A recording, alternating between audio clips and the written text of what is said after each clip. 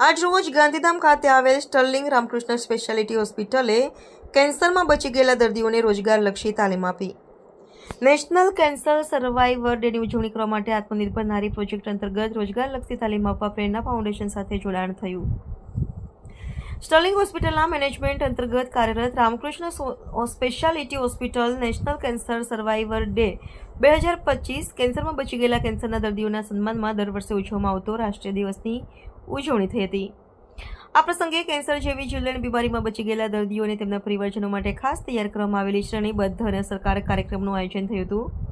આ પહેલ અંતર્ગત કેન્સર સામે વિજય મેળવનાર લોકોની આંતરિક અને માનસિક ક્ષમતાની ઉજવણી થવાની સાથે તેનો ઉદ્દેશ આ રોગના દર્દીઓ વચ્ચે એક સાથ સહકાર આપતા સમુદાયનું નિર્માણ કરવાના પ્રયાસને પ્રોત્સાહન આપવાનો પણ હતો.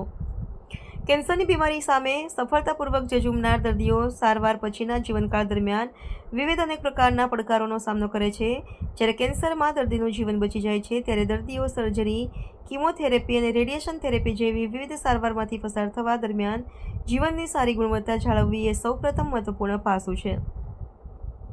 સારવાર પછી દર્દીઓને થેરેપી અને પછી આડઅસરોને કારણે વિવિધ પ્રકારની ઉણપનો અનુભવ થાય છે. એટલે આપણે આ દર્દીઓ સફળતાપૂર્વક આ પડકારો ઝીલી શકે અને તેનું સારી રીતે સમાધાન કરી શકે માટે મદદ કરવી જોઈએ.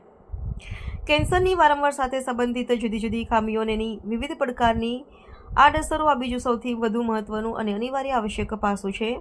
અનેક મહત્વપૂર્ણ પાસું સામાજિક પાસું છે, જેમાં દર્દીઓને સર્જરી, કીમોથેરેપી અને રેડિયેશન થેરેપી જેવી સારવારમાંથી પસાર થવા દરમિયાન શરમજનક કે ક્ષોભજનક સ્થિતિમાંથી પસાર થવું પડે છે. આપણે સમાજમાંથી આ પ્રકારના અભિગમોને દૂર કામ કરવું પડશે અને કેન્સરમાં બચી શકાય દર્દીને સામાન્ય સ્વસ્થ અને પરિપૂર્ણ જીવન જીવવા માટે પ્રોત્સાહન આપવું પડશે.